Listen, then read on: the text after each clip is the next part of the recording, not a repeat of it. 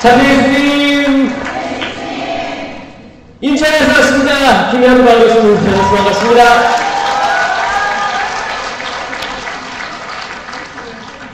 오늘 은사 가득히 받기 위해서 오셨어요? 네.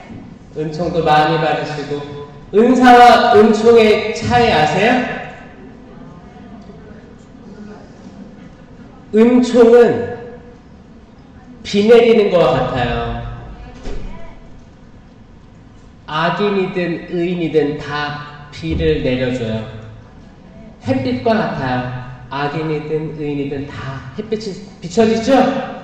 은총은 다 열려 있어요. 하지만 은사는 하느님께서 쓰실 사람들에게 주십니다. 쓰임 받기를 원하세요? 근데 막상 주면 전 아직 아닌 것 같아요. 좀 받기 싫은 사람 있지 않아요? 다 받고 싶어요? 주시면 받고, 그거 주세요. 그거 우리가 난 다 받았을 거, 아예 알아서 주시겠지, 필요한 거 주시겠지 하는 건 은총이에요. 은총. 은사는 내가 의지가 있어야 돼요. 나 이거 받고 싶다, 이거 받았다라는 확신, 이런 게 있어야지 발휘됩니다. 이 은사가 무너져가는 19세기, 20세기를 지내온 거예요. 21세기 은사로 무장돼서 다시 사도행전의 시대로 돌아가는 우리 역사가 되었으면 좋겠습니다. 이 기점은 코로나 이후 세대는 은사로 충만한 시대가 되어야 됩니다. 그렇죠? 자, 어떤 은사 받고 싶으세요? 말씀의 은사? 말씀의 은사 두 가지가 있어요. 지혜의 말씀 은사, 지식의 말씀 은사가 있습니다. 어떤 거 받고 싶으세요? 둘 다 받고 싶어요? 둘 다 받고 싶어요? 은사에 대해서는 욕심 부려도 됩니다. 왜냐면 받으면 바빠질 거거든요. 하느님이 쓰실 거거든요. 이분 마이크를 돼요. 이분 마이크. 그 열정 감사하고, 진짜 하느님을 너무너무 사랑하시는 여러분들이 여기 삼성산에 다 모인 것 같아요. 너무 감사하고 축복 드립니다. 전례력이 있죠? 전례력에 사순시기, 부활시기, 예를 들어서 사순하고 부활시기를 예로 들게요. 사순시기는 우울하고 침울해야 합니까? 부활시기는 무조건 기뻐야만 합니까? 사순시기에도 때론 성찰하느라 마음을 깊이 탄식하면서 할 때도 있고, 또 사순시기에도 기쁜 날이 있을 거 아니에요. 은총으로 기쁘고 들뜨고 이런 날이 있을 겁니다. 부활시기에도 항상 부활로 기쁘지만은 않을 거예요. 닥쳐오는 시련들 갑자기 처하면 또 우울하고 있죠? 전례력은 믿음이 약한 이들, 일반 신자들이 적어도 1년에 한 번에 한 번씩은 모든 전례 시기를 다 거쳐가게끔 세팅을 쫙 해놓은 거예요. 결국에는 모든 시기가 다 포함되어 있습니다. 매일의 삶이 대림 시기가 될 수도 있고, 성탄 시기가 오는 거고, 또 사순 시기가 오는 거고, 또 부활 시기가 오는 거고, 연중 시기가 있는 거예요. 그게 매일매일의 삶이 돼야 됩니다. 매일매일 순환하시고 부활하신 예수 그리스도 체험하시기 바랍니다. 여러분들을 위해서 기도하고 시작하겠습니다. 성부와 성자와 성령의 이름으로 아멘. 사랑이 많으신 주님 감사합니다. 아버지 감사합니다. 이 많은 분들이 당신을 더 많이 알고자, 당신께 더 많이 나아가고자 이 자리에 왔습니다. 주님 축복하여 주시옵소서. 당신께서 그 많은 은사들을 저희에게 약속하셨습니다. 이들에게 은사를 쏟아주시어 이들이 문 밖을 나가서 박차고 나가서 당신을 선포하게 하여 주시옵소서. 지혜의 말씀 은사를 내려주십시오. 지식의 말씀 은사를 내려주십시오. 믿음의 은사를 내려주십시오. 기적의 은사를 내려주십시오. 치유의 은사를 내려주십시오. 신령한 언어의 은사를 내려주십시오. 예언의 은사를 내려주십시오. 해석의 은사를 내려주십시오. 식별의 은사를 내려주십시오. 이 모든 것은 공동체 유익을 위해 사용될 것입니다. 주님, 저희가 은사를 저 스스로를 위해 사용하지 않고 공동체 발전, 공동체 일치, 공동체 평화를 위해 사용하게 하여 주시옵소서. 그러기 위해서는 저희가 은사를 알고 은사를 받아 사용해야 합니다. 주님, 저희가 이성적으로 당신을 더 공부하고 감성 충만해서 당신의 영께 성령께 모든 걸 의탁해서 맡기게 하여 주시옵소서. 저희들이 살아가고 있는 이 세상이 쉽지 않습니다. 계속 분심거리가 생깁니다. 분심거리들로 사람과 사람, 가족과 가족이 분열됨을 느낍니다. 주님, 이 모든 혼란스러운 세상에서 저희를 지켜주시옵소서. 순결한 당신의 경배가 되게 하여 주시옵소서. 은총을 가득히 잉태한 마리아처럼 저희도 은총을 가득히 잉태하게 하여 주시옵소서. 살아있는 당신 감실이 되게 하여 주시옵소서.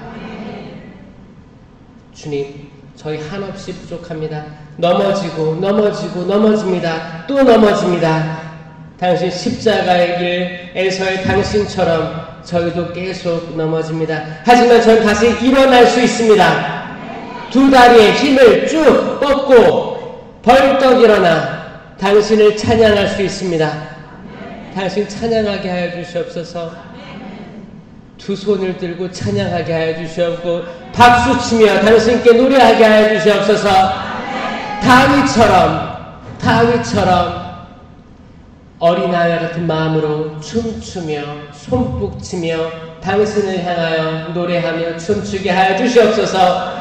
어린아이와 같은 순수한 믿음을 저에게 주시옵소서. 당신께 온전히 매달리고 당신과 온전히 함께 있게 하여 주시옵소서. 심령으로 기도하시겠습니다. 샤가시가바리게레시 쇼랄라게레리 시리가르바리게레리 랄라게레 샤라게레리 샬라게레리 시리가르바리게레리 로게레리 시리가르바리게레리. 주님, 여기 있는 모든 이들 당신의 양들입니다. 단 한마디도 놓치지 않는 당신 사랑으로 이 모든 이들에게 당신의 성령을 충만히 부어주시옵소서. 믿음이 약한 이들을 일으키시고 걸려 넘어지는 이들을 일으켜 세워주시옵소서. 물에 빠져 허우적대는 이들을 구해주시옵소서. 주님, 살려주시옵소서 라고 외치는 베드로처럼 저희들도 당신께 외칩니다. 주님, 살려주시옵소서. 롤로게레레 샤라게레레 시가르바르게레레. 이 자리에 해방을 놓는 모든 어두움의 영을 주님 물리쳐 주시옵소서. 주님, 이 영적인 성수로 저희 죄를 없애하시고 마귀들을 몰아내시고 악의 유혹으로부터 멀어지게 하여 주시옵소서. 이 모든 기도 우리 주 예수 그리스도를 통하여 비나이다. 아멘. 성부와 성자와 성령의 이름으로 아멘. 참 예수님, 우리가 공부를 할 때, 강의를 들을 때 때론 졸려요. 졸리죠? 기지개 한번 펴볼까요? 기지개. 자, 쭉. 예수님 만세요? 예수님 만세. 그래. 예수님 만세 하면서 쫙 펴요. 쭉쭉쭉쭉. 이 목도 이렇게 쭉 뒤로 해봐요. 쭉. 한 바퀴 돌려봐요. 한 바퀴 돌려보고. 우리는 육체가 유연해야 합니다. 또 허리도 이렇게 돌려봐요. 허리도 뒤로 이렇게 한번 돌려보고. 육체가 유연해져야 마음도 말랑말랑해져요. 그렇죠? 여러분들 어디 춤추러 가봤어요? 뭐 필라테스인지 뭐 줌바 댄스인지 춤추는 데 가면 사람들 다 표정이 어때요? 다 즐겁죠? 다 즐거워. 왜냐? 육체가 말랑말랑, 마음이 말랑말랑해서 그래요. 뒷목이 뻣뻣하면 어떻게 돼요? 뻣뻣해지면은 그냥 딱 경직돼 있잖아. 이스라엘 백성들이 그 40년을 광야 생활할 때 목이 뻣뻣했다고 해서 말랑말랑했다 그랬어요? 목이 뻣뻣했어요. 말씀이 들어가도 흘러나왔어요. 야훼 하느님 그 십계판을 받으러 간 모세를 두고 황금 송아지 갖다 바쳐가지고 거기다 기도하고 찬양하고 했어요. 왜? 목이 뻣뻣한 백성들이었기 때문에 40년 동안 불평하며 비난하며 희망 없이 살아왔으니까 그들을 약속의 땅으로 보내기로 약속하시면서 그 정화의 시기를 가졌죠. 정화의 시기가 40년이었어요. 40년은 한 세대, 근력이 좋아야 80년. 여기 다 근력 좋으시죠? 요즘에는 옛날만 해도 지금 100년 넘게 가는 거지. 근데 옛날 근력이 없어요? 자, 옛날에는 근력이 좋아야 80년이었는데 앞뒤 20년씩 빼면 뭐예요? 40년이에요. 그게 40년이에요. 앞에 20년은 뭐 생각이 있겠어요? 없겠어요? 여러분들 자녀들 보세요. 생각이 있어요? 없어요? 0세에서 20살까지 아이들이 생각할 시간이 있습니까? 열심히 학교 다니고 학원 다니고 해야 될 것들 많죠? 하다 보면 자기 생각을 할 시간이 없어요. 내가 내 꿈 이루기에 부족한 시간이에요. 그리고 뒤에 20년은 뭐예요? 죽어라. 의사 찾아다니고 병원 다닐 시간이죠? 그러니까 진짜 내가 내 팔다리로 어디 원하는 데 가고 성지순례 가고 뭐하고 하는 데는 40년. 이게 한 세대라는 거였습니다. 40년을 광야에 떠돌게 하고 정화시킨 거예요. 그리고 그 다음 새로운 세대가 약속의 땅 들어간 거 아니겠습니까? 여러분도 그 광야 생활을 했죠? 여러분들이 하느님을 몰랐을 때가 광야 생활이었어요. 세례를 받았어도 하느님의 뜻에 맞닿지 않게 살아왔다면 그게 광야 생활이었을 거예요. 열심히 불나방처럼 네온 쌓인 주위를 맴돌고 아무리 먹고 마셔도 배고프고 목마르고 했던 때가 광야 체험이었어요. 그 광야 체험이에요. 그게 무조건 딱 40년 그게 아니고 어떤 사람은 1년, 어떤 사람은 몇 개월 각자의 삶의 속에서 그 광야 체험이 있었다는 겁니다. 지금 이 시대를 살아가는 우리에게 그 무엇보다 필요한 건 말씀이에요. 말씀이에요. 그리고 말씀을 사랑하는 이가 필요합니다.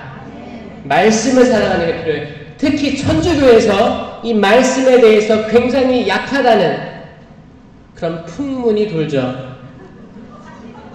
왜냐? 우리는 성사가 있으니까. 성사 중심주의, 전례 중심주의, 여기에 매몰돼서 그냥 성당, 몰라, 아무것도 몰라, 성당 나가서 참여하고 앉았다 일어났다 운동하고 뭔지 몰라. 어떤 게 제대해서 펼쳐지는지 모르지만 그냥 남들 따라서 앉았다 일어났다 하고 성체 모셔서 이게 성체 예수님이래. 그래, 난 잘 될 거야.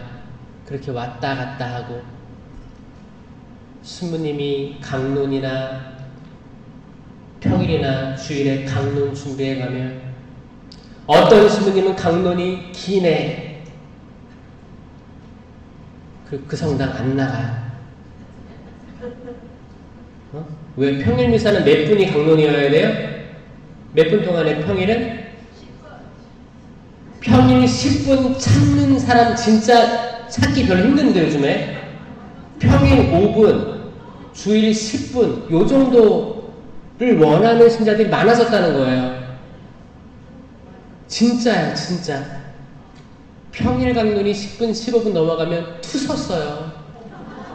주일미사 강론 20분 넘어가면 투서 쓰는 거예요. 왜냐? 아니 평일미사 강론이 5분, 15분 되잖아요? 10분, 15분? 그러면 30분이 넘어가거든요. 평일미사 40분 되면 속 터지는 거야. 주일미사 1시간이 넘어가잖아요. 왜냐면 강론이 20분이잖아요? 1시간 넘어갑니다. 왜냐? 성가대가 있잖아요. 성가 부르지, 화답송 부르지 하다 보면 1시간 넘어가요. 그럼 11시 미사 가서 12시에 딱 끝나가지고 점심 12시 반에 딱 먹어야 되는데 미사가 12시 반에 끝나. 그럼 속이 터져요, 안 터져요? 터지는 거야. 그러면 근처에 미사 짧은 데 가는 거야. 이게 말이 됩니까? 안 되죠? 미사에는 말씀의 전례가 있고 성찬의 전례가 있어요. 어떤 게 더 중요해요? 정답. 박수! 다 중요하다, 다! 똑같이 다 중요해요. 똑같이. 말씀은 왜 중요해요? 요한이 그랬잖아요. 말씀이 사람이 되신 거예요. 말씀. 태초에 말씀이 계셨어요. 태초에 말씀이 계신 거예요. 하느님이 계신 거예요. 하느님, 삼위일체이신 하느님이 곧 말씀이십니다. 아멘? 말씀의 전례예요. 그럼 성찬의 전례는 이 살아있는 말씀이 사람이 되어 오셨고 지금은 생명나무 열매 성체로 우리에게 오시니까 중요하죠. 당연히 중요한 거예요. 이 두 가지는 뗄래야 뗄 수 없는 둘 다 중요한 거예요. 근데 우리가 만약에 평상시에 미사를 갔는데 말씀의 전례는 제껴버리고 성찬의 전례만 갔다. 성체에 영할 수 있어요, 없어요? 안 모시기를 권고하는 거죠. 그럼 언제, 미사 때 언제 들어왔을 때는 성체 모시면 돼요? 자비송할 때? 근데 좀 늦을 때가 있잖아, 우리가. 좀 늦을 때가 있으면은, 만약에 자비송을 할 때 들어왔다. 그럼 영성체 모시면 돼요? 괜찮겠죠? 본기도. 거기까지 괜찮아요? 근데 본기도 전에 사죄경이 있어, 사죄경.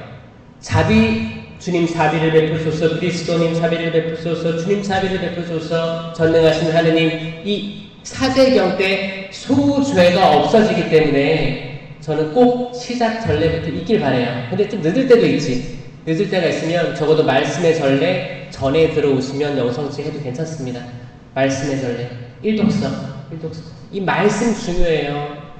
말씀 너무 중요해요. 독서, 화답송, 복음, 강론으로 이 성찬의 전례를 정향하는 방향 지어지는 걸 딱 하고 그 다음에 우리는 성찬의 전례, 그 성주간이 지각되어 있는 성찬의 전례 참여하면서 우리가 부활하신 예수님을 만나는 거죠. 아멘? 그게 생명나무의 열매, 생명을 먹는 행위가 되는 겁니다. 이거 인식 없이 그렇게 하면 아무 소용이 없어지는 거예요. 알아야 성령께서 활동하시지 않겠습니까?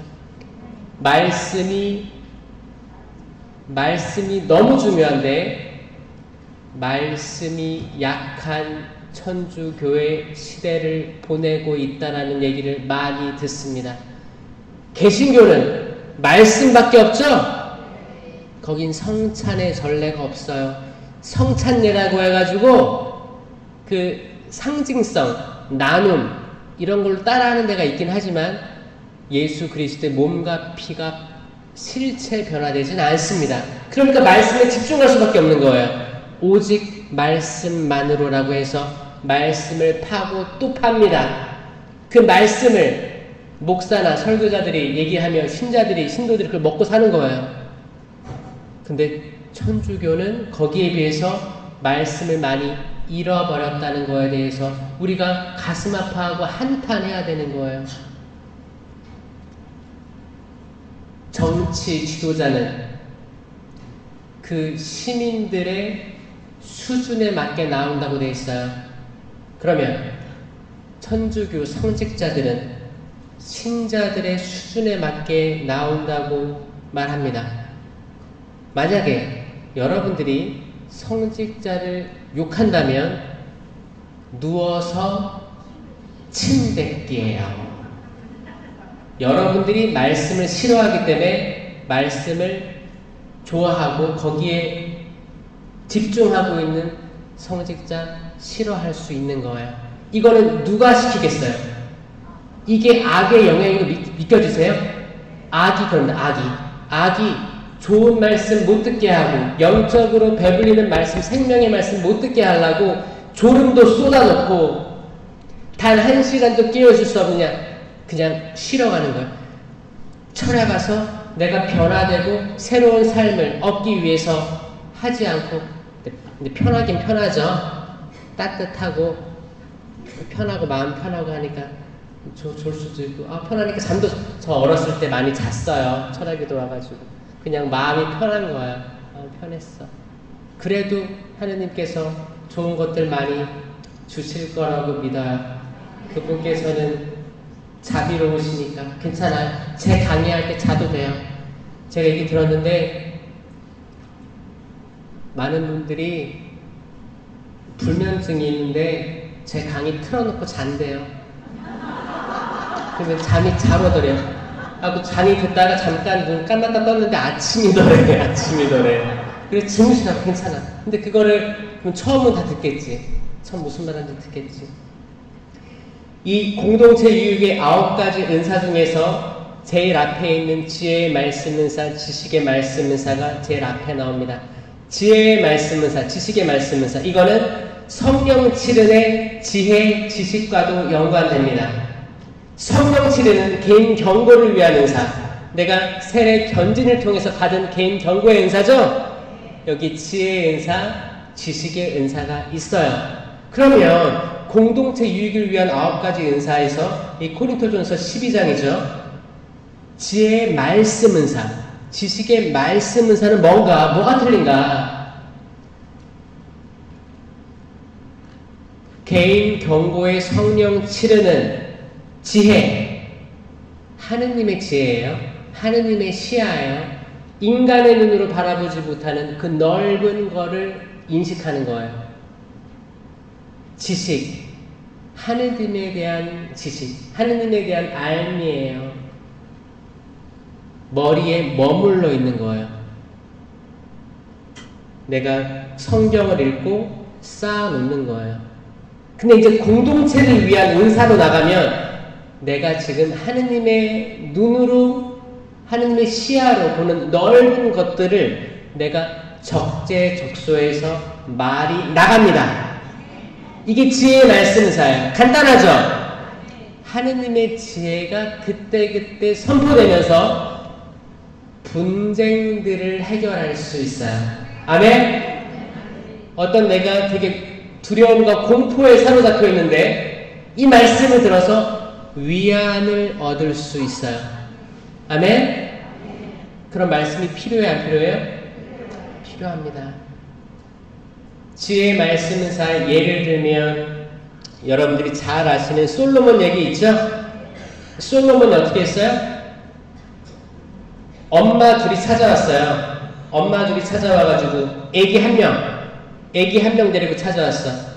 밤에 어떤 일이 있었냐? 한 어머니가 애를 깔아뭉개 죽였어요. 그런 일이 많이 있습니다. 자다가 이렇게, 그쵸? 그런 일이 많았었어요, 한국에도. 그럴 수 있어요. 사고였어요.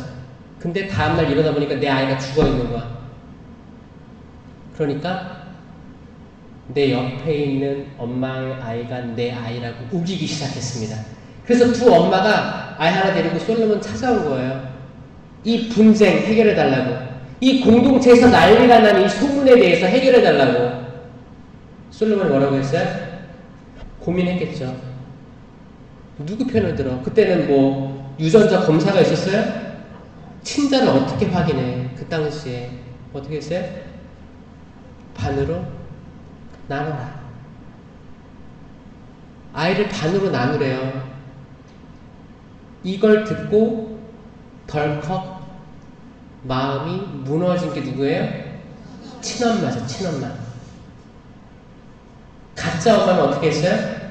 어차피 내 아이도 죽었고 네 아이도 죽여야겠다. 그래요. 반으로 나눕시다. 라고 했어요. 진짜 엄마는 아닙니다. 임금님. 차라리 저 여인에게 주십시오. 살려주십시오. 그때 그 사람 마음을 갈라서 골수를 쪼개서 사람의 숨은 생각을 드러내게 하는 게 말씀인 거예요. 지혜의 말씀입니다. 지금 이 시대에 이게 필요해요? 안 필요해요? 필요합니다. 여러분 가족 안에서도 분쟁이 있을 거예요. 공동체, 성당, 본당에서도 각 단체에서도 분쟁이 있을 거예요. 이럴 때 지혜의 말씀이 필요합니다. 하느님께서 지혜를 주셔가지고 어떤 사람을 통해서 중재시킬 거예요. 그거를 최대한 성찰시키면서 그 위기를 넘어가게 할 은사입니다. 아멘. 예수님께서 루카복음 20장 세금 문제, 이 동전을 황제에게 세금을 내는 게 옳습니까? 내지 말아야 됩니까? 라고 하니까 예수님이 동전을 가져와 봐라 그러죠? 동전에 누구의 초상이 그려져 있느냐? 카이사르입니다. 이거 뭐라고 했어요? 카이사르의 것은 카이사르에게 바치고 하느님의 것은 하느님께 바쳐라. 이 얼마나 지혜로운 말씀입니까? 아멘? 정치로 혼란스럽죠? 여기서 카이사르의 것이 뭔지를 아는 사람은 행복합니다. 그리고 하느님의 것이 뭔지를 아는 사람은 행복해요. 그럼 우리는 지혜롭게 살아갈 수 있어요. 굳이 싸우지 않을 수 있습니다. 굳이 분쟁 안 할 수 있습니다. 지금 뭐가 필요해요? 지혜의 말씀 은사가 필요해요. 지혜가 필요합니다. 지혜가 필요해요. 여러분 싸우기 좋아하세요? 싸우기 싫죠? 싸움에서 멀어지세요. 세상 죽고 사는 것 빼면 아무것도 아닙니다. 우리가 어떤 일로 확 끌어올라가지고 싸우죠? 집에 들어가면 뭐라고 해요? 아, 내가 그 말을 왜 했을까? 그럼 후회 안 드세요? 저는 옛날에 진짜 잘 싸웠어요. 싸우군. 지금도 가끔 그렇게 올라올 때가 있어요. 이건 기질이야. 어쩔 수 없어. 근데 알잖아. 알면 이 템포를 10번 할 거 한 번으로 줄일 수 있다니까요. 여러분도 할 수 있어요. 수많은 사람들이, 얼마나 많은 사람들이 쓸데없는 걸로 싸워서 화병 돋아가지고 병원에 가시나, 불면증이 생기나, 심장 박동 소리가 빨라지고, 이것 때문에 잠도 못 이루고 약에 의존하고 이런 분들이 얼마나 많은가. 내가 나의 삶을 돌아봤을 때 얼마나 과거가 원통하고 분해가지고 이게 해결이 안 돼가지고 살아서 뭐해. 이 많은 생각들, 거기에 나는 지혜의 말씀이 내려져야 되는 거예요. 지혜롭게 어떻게 지금 살아야 되는가. 죽고 사는 게 문제입니다. 죽고 사는 게. 신명기에서 내가 생명과 죽음, 축복과 저주를 너희에게 준다라고 했어요. 죽음은 곧 저주입니다. 생명은 곧 축복이에요. 그럼 지금 여러분들 살아야 되겠어요? 죽어야 되겠어요? 살아야죠. 생명으로 나아가야 됩니다. 생명으로 나아가야 돼요. 생명 따라가세요. 생명 따라. 요한복음 8장 1절에서 죄 많은 여인이 잡혀 들어와요. 많은 남성들의 둘러싸여 있습니다. 거기에는 교회 지도자도 있었어요. 다 돌을 들고 있었어요. 이 돌. 여러분 손에도 봐봐요. 뭐가 있나? 돌이 있죠? 잘 보세요. 딱 보이는데 돌. 이 돌 뭐예요? 남을 심판하는 돌이에요. 다 크고 작은 돌들이 있어요. 저분은 이만한 돌이 있는 것 같은데, 이만한 돌이 있는 것 같은데, 이렇게 해서 던져버리려고? 우리는 그 돌들을 그때처럼 죄 많은 여인에게 던지진 않겠지만, 우리 가족, 우리 배우자, 우리 자녀들, 부모님들, 성당 식구들, 혹은 정치인들에게 던질 준비가 되어 있는 사람들입니다. 맞습니까? 이거를 받아들이는 것도 지혜예요. 지혜. 하느님의 눈 더 넓게 보세요. 넓게. 하느님의 자녀가 아닌 이들이 어디 있습니까? 우린 그렇게 배우지 않았어요. 원수를 사랑하여라. 오른쪽을 뺨을 맞거든 왼쪽 마저 대어주어라. 겉옷을 가져간다고 하면 뭐? 속옷까지. 그럼 전 어떻게 해요? 아무것도 없잖아.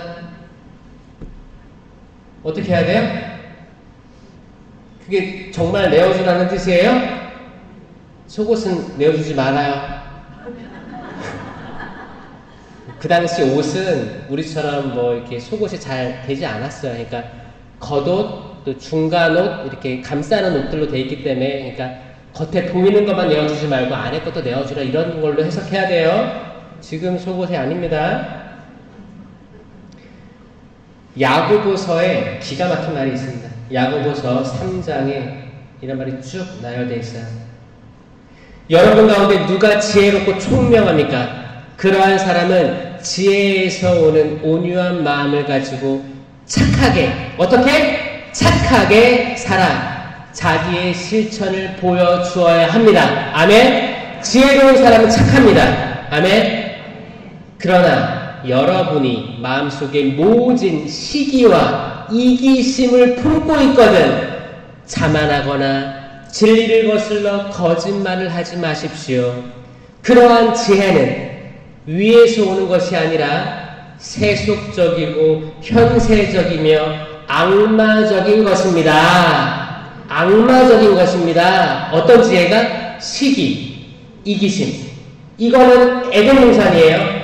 에덴 동산의 그 악마가 그런 거예요. 악마가 사탄이 하와를 유혹할 때 시기심으로. 왜냐? 선악과 나무 옆에 바로 생명나무가 있었단 말이에요. 이 생명나무를 시기했어요. 그러니까 이 첫 인류를 나에게 끌어와서 이 선악과 나무 열매를 먹게 해야만 했습니다. 이게 악마예요. 뱀이에요. 뱀. 뱀입니다. 이게 뱀의 지혜예요. 뱀의 지혜. 뱀처럼 슬기롭고 비둘기처럼 양순하여라. 뱀이 슬기롭잖아요. 뱀이 슬기로운 건 창세기 2장, 3장 거기로 끝난 거예요. 왜 슬기로워요? 하와를 꼬신 거예요. 하와. 여자를 꼬셨다고요. 여기 여자가 많아요? 남자가 많아요? 그러니까 여자를 꼬셔야겠어요? 안 꼬셔야겠어요? 꼬실 남자가 없잖아요. 지금 여기에 몇 분 계시다. 여성이 하느님께 더 적극적으로 가려고 하는 마음이 있어요. 어느 성당이든 어느 단체든 어느 기도 모임이든 신기하게 지금도 여전히 악마는 하와를 찾고 있습니다. 하와를 찾으면 여자를 꼬시면 남자는 그냥 1+1으로 따라가는 거예요. 따라갈 확률이 높다는 거예요. 이미 1+1이 창세기에 나온 거예요. 뱀이 하와를 꼬셨고 남편은 하와가 주니 그냥 받아 먹었어요. 어떤 논쟁도 아니야 이거 한 입 먹지 말라고 했어 이런 것도 없었고 그냥 주니까 옳다구나 하고 먹었어요. 그리고 추방된 역사가 창세기의 역사입니다.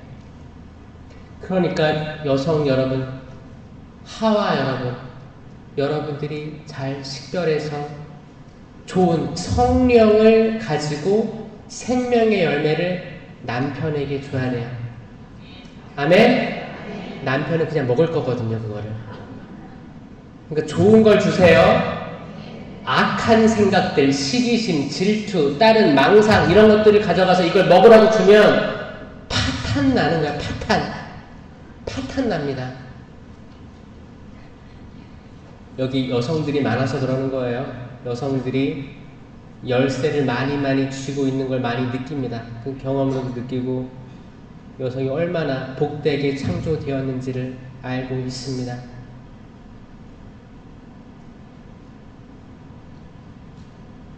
그러나 위에서 오는 지혜는 순수하고 그 다음으로 평화롭고 관대하고 유순하며 자비와 좋은 열매가 가득하고 편견과 위선이 없습니다. 라고 야고보서 3장에 정확히 기록되어 있습니다. 이게 지혜예요. 그러면 지혜의 말씀을 사는 평화롭게 만듭니다. 아멘. 관대하게 합니다. 유순하게 합니다. 자비를 베풀어 줍니다. 좋은 열매를 맺게 합니다. 편견과 위선이 없는 말을 전합니다. 지혜의 말씀을 사는 분쟁 해결의 은사입니다. 아멘. 이 은사 받고 싶은 사람 손 들어보세요. 받았을 줄로 믿습니다. 아멘. 지금 늦게 손 드는 사람들 지금이라도 줄 것이라고 믿습니다. 그때 번쩍번쩍 손 드는 거예요. 받으세요. 받으세요. 여러분들이 여러분 가정에서 지혜의 말씀 은사를 사용해서 모든 분쟁들, 어려움들, 두려움들을 잠재우는 천사의 역할을 하시길 바랍니다.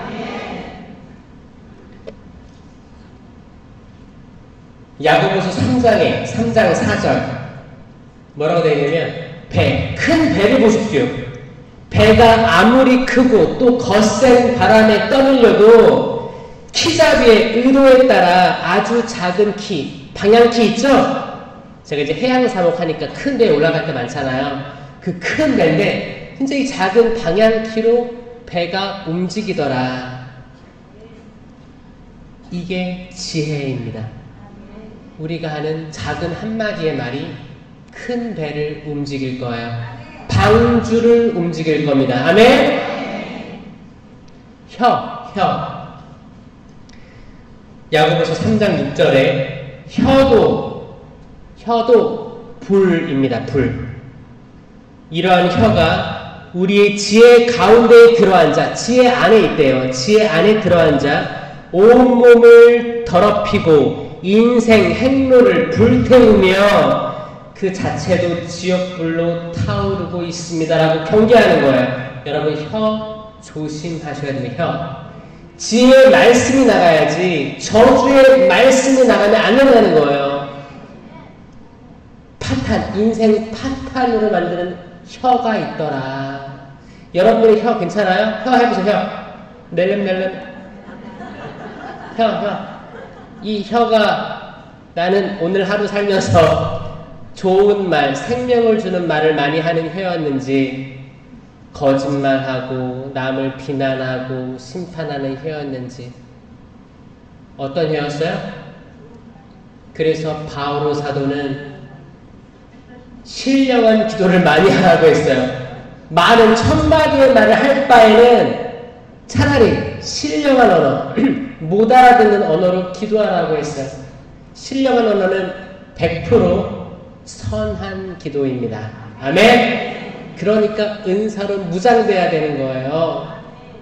이 신령한 기도에서 어디서 저주가 있겠습니까? 어디서 시기 질투가 있겠습니까? 신령한 기도는 무조건 천사의 언어로서 하느님께 드리는 우리가 할 수 없는, 우리가 말로 다 할 수 없는 말을 성령께서 깊이 탄식하시며 기도하시는 거 아니겠습니까?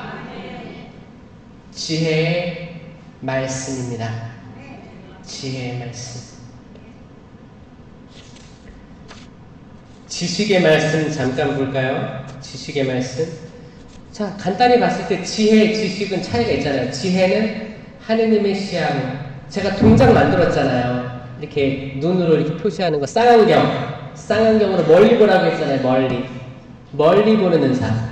내 시야가 아니고 하느님의 시야를 청하는 거죠. 하느님께서는 지금 이거를 어떻게 바라보고 계실까? 하느님이시라면 어떻게 헤쳐나갔을까? 그 손가락으로 무언가를 쓰실 때, 죄 많은 여자가 있을 때 예수님께서는 땅바닥에 무언가를 쓰시기 시작하셨다라고 되어 있잖아요.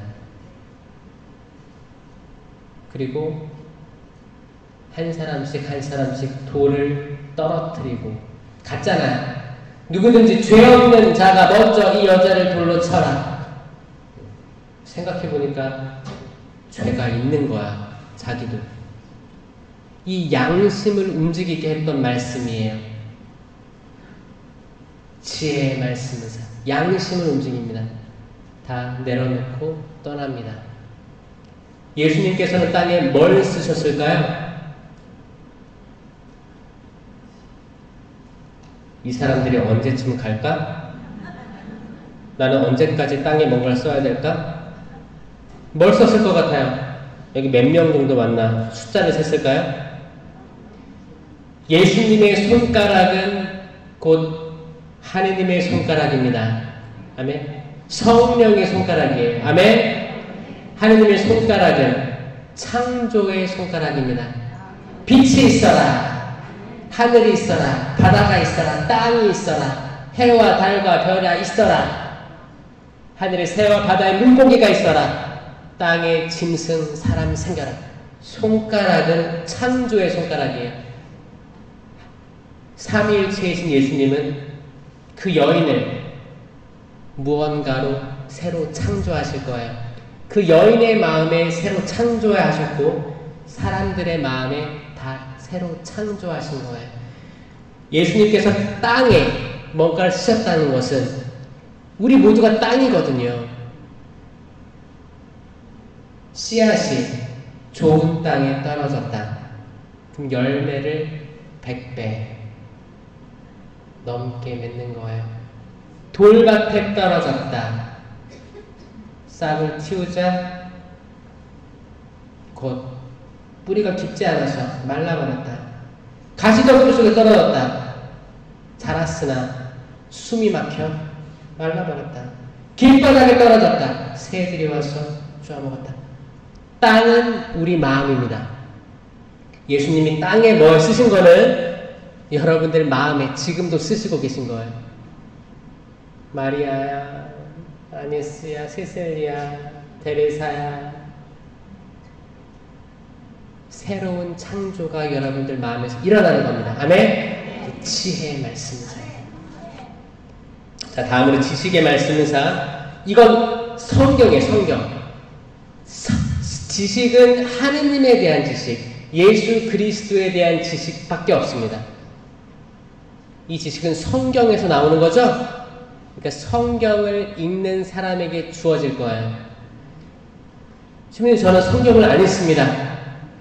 그럼 이거를 이 은사를 쓸 수 있어요, 없어요? 못 써요.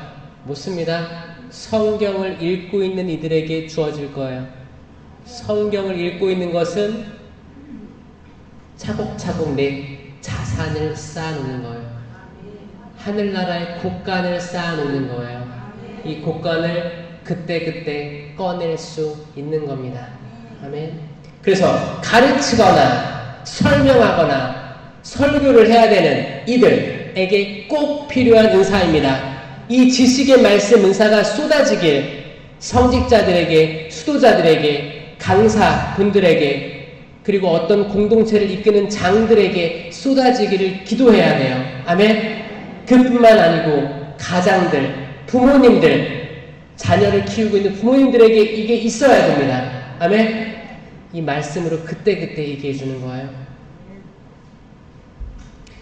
매일미사가 있죠. 매일미사 책 보면 1독서, 화답손, 2독서, 복음 있죠? 아주 좋은 강론이라 함은 이거를 다 관통시켜서 하는 강론입니다. 이건 지식의 말씀의사가 없으면 불가능해요. 구약부터 신약까지 관통하는 말씀이 이거 매일미사를 쭉 읽어보면 싹 들어오는 거예요. 이걸 내가 선포하는 거예요. 지식의 말씀은 필요합니다. 그리고 살아있는 말씀으로 이해되는 거예요. 죽은 말씀이 아니에요. 뭐를 원고를 써서 이렇게 하루 종일 읽고 있는 게 아니고 눈 마주치고 살아있는 말씀이 그 가슴에 꽂히게 할 수 있는 은사입니다. 지식의 말씀 은사. 왜냐면 말씀은, 하느님의 말씀은 살아있잖아요. 힘이 있잖아요. 어떤 쌍날칼보다도 날카롭잖아요. 관절과 골수를 쪼개잖아요. 여러분 마음에 숨은 생각을 드러나게 하잖아요. 그러면 사람 마음 바뀐다니까요. 하느님 말씀으로 바뀌는 거예요. 너무 날카로운 칼이어서 내가 아무리 거북이 등껍질을 가지고 있어도 사이로 들어와서 내 마음을 후벼 판다니까요. 그러면 눈물이 나옵니다. 회개가 일어나요. 내가 어떻게 잘못 살아왔는지가 그분 앞에 명명백백히 드러나니까 살아있을 수밖에 없잖아요. 생명을 찾아서 나아갈 수밖에 없습니다. 물에 빠졌어도 주님 살려주십시오 라고 외쳤던 베드로 사도의 그 외침을 할 수밖에 없는 겁니다. 여러분들 살고 싶으시죠? 손 들어보세요. 하늘을 보세요. 저 따라하세요. 주님! 살려주십시오! 저희가 물에 빠졌습니다. 잘하셨어요. 내려보세요. 이 기도 기억하세요. 우리가 베드로보다 나을 게 무엇이 있습니까? 제1대 교황이었던 베드로도 물에 빠졌어요. 우리가 물에 빠진 것 같을 때가 있을 거예요. 아무리 헤엄쳐도 발이 땅에 안 닿으니까 공포를 먹는 그 느낌을 우리들 삶의 자리에서 느낄 때가 있을 거예요. 아무리 얘기해도 내 배우자랑 말이 안 통할 때, 아무리 얘기해도 내 자식들과 굉장한 담이 먼 거리로 느껴질 때, 부모님과 소통이 안 될 때, 내가 내 스스로도 모를 때 계속 사람에 대해서 불신이 생기고 사람이 만나기 무서워지고 이럴 때, 그럴 때 꼭 기도하세요. 내가 물에 빠졌구나. 주님 살려주십시오. 다시 물 위를 걷게 해주십시오. 물 위를 걷게 해주십시오. 물 위를 걷게 해주십시오. 물은 죽음이에요. 죽음. 물속은 죽음이에요. 사람한테. 물고기에는 생명이겠지. 하지만 사람은 물속에서 살 수가 없습니다. 물 위를 걸었다 하면 살아있는 거예요. 생명이에요. 그런데 죽음을 맛보거나 어두움을 체험할 때 주님 살려주십시오 여러분 당당히 외칠 수 있어야 됩니다. 아멘.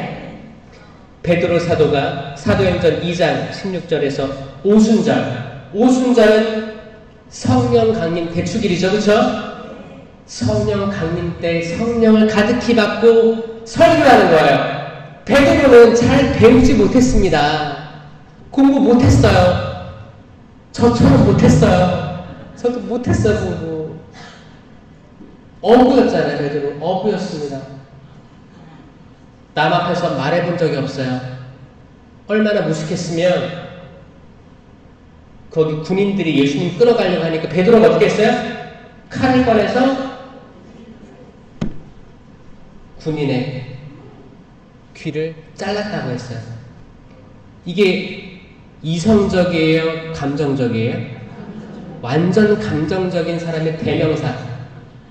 앞뒤 안 보고 감정 대폭발시키는 사람. 그리고 저돌적으로 달려드는 사람의 대명사예요. 이 사람이 어떻게 바뀌었어요? 자, 지금은 아침 9시입니다. 그러니 이 사람들은 여러분이 생각하듯이 취하지 않았습니다. 이 일은 요엘 예언자를 통하여 하신 말씀대로 된 것입니다 하면서 요엘 예언자를 대는 거예요. 지식의 말씀이사예요. 그 성경 말씀이 떠올라서 이게 쏟아지는 거예요. 마지막 날에 나는 모든 사람에게 내 영을 부어주리라. 그리하여 너희 아들 딸들은 예언을 하고 너희 젊은이들은 환시를 보며 노인들은 꿈을 꾸리라. 베드로 사도가 그때 그 성경 말씀이 튀어나온 거예요. 그 설교 때 튀어나온 거예요. 그리고 다윗 이야기가 튀어나온 거예요. 이렇게 설교를 한 거예요. 이게 지식의 말씀 은사입니다. 다르죠? 지혜랑 다릅니다. 스테파노의 설교를 봐도 사도행전 7장 아브라함 이야기부터 밤하늘에 별을 봐라, 모래알을 봐라, 이보다 많게 너희 후손을 축복해 주리라. 이 말씀부터 해가지고 이집트로 어떻게 정착하게 됐는지, 요셉의 아브라함과 이삭과 야곱이잖아요. 야곱의 12아들 중에 요셉이 팔려가면서 이집트로 갔잖아요. 이 정착 이야기부터 해서 어떻게 이집트에서 신음하고 있던 이스라엘 백성들이 모세를 통해서 탈출하게 된 것부터 해서 여호수아부터 해서 40년 동안 광야를 떠돌고 나중에는 유배 생활한 거, 이 모든 구약의 성경 역사를 스테파노는 설교했다는 거예요. 이거를 설교문을 읽고 이렇게 했겠어요? 그냥 나온 거죠. 튀어나온 거예요. 튀어나온 거예요. 지식의 말씀 은사입니다. 잠언, 이 잠언이죠. 잠언 저 많이 읽으시길 바라요. 잠언이 기가 막힌 말들이 많습니다. 하나하나가 빠뜨릴 수가 없는 말들이에요. 이 잠언은 솔로몬이 썼다고 알려져 왔죠. 솔로몬은 사실 지혜와 지식의 왕이었습니다. 어떻게 이 백성들을 다스릴지 모르겠습니다. 지혜를 주십시오 라고 청했던 그 왕. 그때까지는 너무 좋았죠. 너무너무 좋았어요. 그래서 하나님이 지혜를 주셨습니다. 지혜를 주셔가지고 그 통일 왕국을 잘 다스렸던 거예요. 근데 말년에 이제 내가 생각한 대로 안 되는 거예요. 늙으면 좀 떨어지잖아요. 나이가 들면 들수록 기억력도 가물가물하고 무슨 말을 했는지 기억도 안 나고. 말년에 많은 이방 여자들이 있었기 때문에 이방 여자들이 우리 신도 데려오고 우리 바알 신도 데려오고 이렇게 한 게 뭐예요? 선악과 나무 열매를 준 거예요. 그러니까 하와가 준 선악과 나무 열매를 잘 먹은 게 아담이었죠? 마찬가지로 1+1으로 솔로몬도 마지막에 된 거예요. 솔로몬도 결국에 마지막에 선악과를 먹었더라. 1+1이죠? 근데 그 솔로몬이 수많은 하느님의 여성들을, 하느님의 아내들을 맞아들였다면 이야기는 바뀌었을 거예요. 그렇죠? 이 하느님의 많은 아내들, 여러분들이 세상을 좀 바꿀 수 있을 거라고 생각해요. 1+1으로 바뀔 거예요. 여러분들이 성화돼서 남편 성화시킬 거라 믿습니다. 여러분 아들 성화시킬 거라 믿습니다. 여전히 아들과의 관계, 남편과의 관계가 어려운 분들이 있을 거라 생각 들어져요. 하지만 포기하지 마십시오. 포기하지 마십시오. 절대 포기하지 마십시오. 여러분마저 포기하면 누가 그 남자를 거둡니까? 10계명에 제 9번째 계명이 뭐예요? 남의 아내를 탐하지 마라. 남의 남편 탐하지 말라는 계명은 없어요. 여러분들이 그 남편을 못 거두어드리면 거두어드릴 사람이 없다는 것을 명심하세요. 포기하지 말고 격려하면서 잘 먹이고 말씀으로 기르고 성당에 초대도 하고, 여러분들 성당에서 기쁨 받아서 생명 먹고 가서 좋은 말들 해주세요. 격려의 말들, 순수한 말들, 아까 얘기한 말들 있죠? 지혜의 말씀들 해주세요. 남편 보자마자 하루 종일 씻지도 않고 TV만 보고 양말을 저기다 벗어놓고 그런 거 하지 마시고, 아이고 양말 이렇게 벗어놨네, 잘 빨래통에 잘 놓고, 아이고 설거지도 이렇게 안 했네, 성가도 설거지도 하고 맛있는 것도 차려주고. 술을 매일 먹어 남편이. 그럼 어떻게 해요? 술 좀 끊으라고 짜증내죠. 안주를 옆에다가 이렇게 빨리 드시고 돌아가시라고. 한 명 더 사와. 그래. 죽으라고 그런 마음은 안 드는 거고, 그쵸? 뭐예요? 내가 지금 화낼 거를 거두어 드리라는 거죠. 악한 말 할 거를, 상처 주는 말 할 거를 한번 거두어 드리는 연습을 해보자 그거예요. 혹시 그거 알아요? 아니, 신부님, 제가 진짜 오랜만에 고해성사를 하는데 저희 아내가 바뀌었어요. 제가 맨날 술을 먹는데 안주를 주더라고요. 계속 욕하더니 저 그래서 성당 나가기로 마음 먹었습니다. 이런 사람이 나와야 되지 않겠습니까, 여러분? 그쵸? 아니, 아내가 성당 간다고 해서 맨날 나갔는데 들어오자마자 나를 구박을 하면 성당 나가고 싶겠어요? 안 나가고 싶은 거예요. 여러분들은 평화의 사도가 되길 바랍니다. 하박국 예언서 2장 14절에 물이 바다를 뒤덮듯,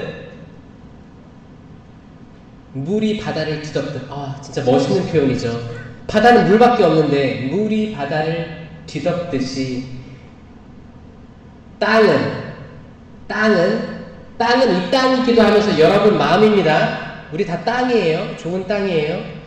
땅은 주님의 영광을 아는 지식으로 가득하리라. 아멘. 구약의 예언이었어요. 주님을 아는 지식, 하느님을 아는 지식. 이게 지식의 말씀 은사예요.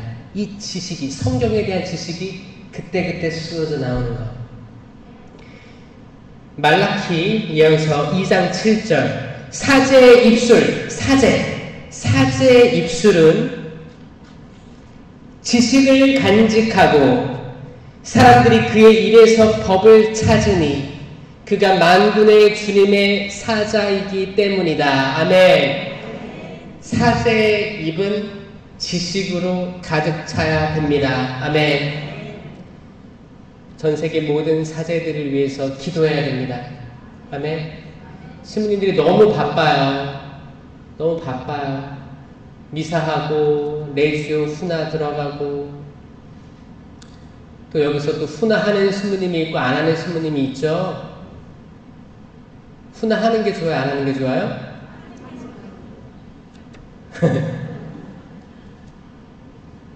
전임 신부님이 후나를 매일 했는데 새로운 신부님이 후나를 안 해줘요.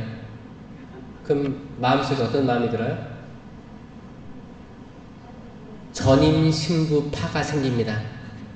나는 전임 신부파야. 이 신부 안에서는 아무것도 안 할 거야. 이게 코린토 전후서를 보면 코린토 시대 때 나는 바오로파요, 나는 아폴로파요, 나는 베드로파요 나눠졌단 말이에요. 왜냐? 베드로에게는 하늘나라 열쇠가 있었기 때문에 나는 베드로파야. 나는 바오로파요. 바오로가 코린토 교회를 만들었기 때문에 바오로파요. 아폴로파요. 아폴로는 설교를 잘했대요. 나는 설교 잘하는 아폴로파요. 그렇게 분열되면 안 됩니다. 우린 기도해야 돼요. 조금 부족한 사제를 만났더라도, 부족한 신부님을 만났더라도 저 사제가 당신 말씀으로 깨우쳐서 지식으로 가득 찬, 당신에 대한 지식으로 가득 찬 사제 되게 하여 주시옵소서라고 기도할 수 있어야 됩니다. 체나콜로가 이걸 많이 하죠. 기본적으로 지극히 사랑하시는 당신 아들 사제라는 그 책이 있죠. 사제가 얼마나 중요한지를 알기 때문에 성모님의 마음으로 평생을 사제들을 위해서 기도하는 군단이에요. 이거는 성령의 활동이 없으면 불가능합니다. 성령이 없으면 마리아에 대한 신심도 없어요. 그럼 어떻게 해요? 저 신부 딱 인상이 딱 붙어서 왔어. 일단 딱 인상을 봐. 인상이 더러워. 싫어. 강론도 길어. 싫어. 후나도 안 들어와. 맨날 밥 먹고 뭐 술 먹으러 가. 그러면 신자들이 기도를 해야 될 터인데 증오감이 생긴다 이거예요. 증오감. 이게 악의 활동이 아니면 뭐예요? 만약에 병든 사제가 있어요. 마음으로 병든 사제. 전임 성당에서 상처받고 와서 너덜너덜해서 온 사람이 있어요? 그러면 사실 이게 일상생활이 잘 안 될 수 있거든요. 이건 신자들의 기도의 힘으로 살려내야 될 의무가 있는데 성령, 마리아에 대한 사랑이 없는 신자들은 완전 판단하기 시작합니다. 선악과 나무 열매를 아침, 점심, 저녁으로 계속 먹어요. 남 판단을 하시냐, 판단. 난 판단하면 안 바뀌어. 한번 판단하면 영원한 거야. 판단하면서 어떻게 해요? 매장시켜요. 소문내고 가십거리 만들고 혼돈을 일으킨다. 이건 절대 지혜, 지식의 말씀 은사가 아니에요. 이건 무슨 말씀의 은사예요? 악마예요. 악마. 사탄의 말을 그대로 정하는 그 전락된 추락한 천사의 이름의 말일 수 있습니다. 경계하셔야 됩니다. 혹시나 나는 그런 마음이 없는데 내 친한 대모님이야, 친한 형제 자매야 와서 카페에서 야, 그 얘기 들었어? 그 신부님 그렇대. 평이 안 좋아. 그럼 여러분들은 아 그래? 하고 동조를 해야 돼요? 동조하는 것도 이 말씀에 보태는 겁니다. 예, 그런 얘기 하지 말자. 그런 얘기 있으면 막아주자. 자, 노아의 방주를 타고 그 40일, 비가 40일이 내렸고 홍수가 40일이 지속됐어요. 또 물이 빠지기까지 40일이 걸렸어요. 120일 동안 물에 가득 찼어요, 세상이. 그리고 이제 땅을 밟았어요. 노아에게 아들이 셋이 있어요. 햄과 야펫. 아들 하나는 아버지가 포도주를 마시고 알몸으로 들어 누워 있어 자고 있었어요. 그럼 노아는 왜 포도주를 먹었을까요?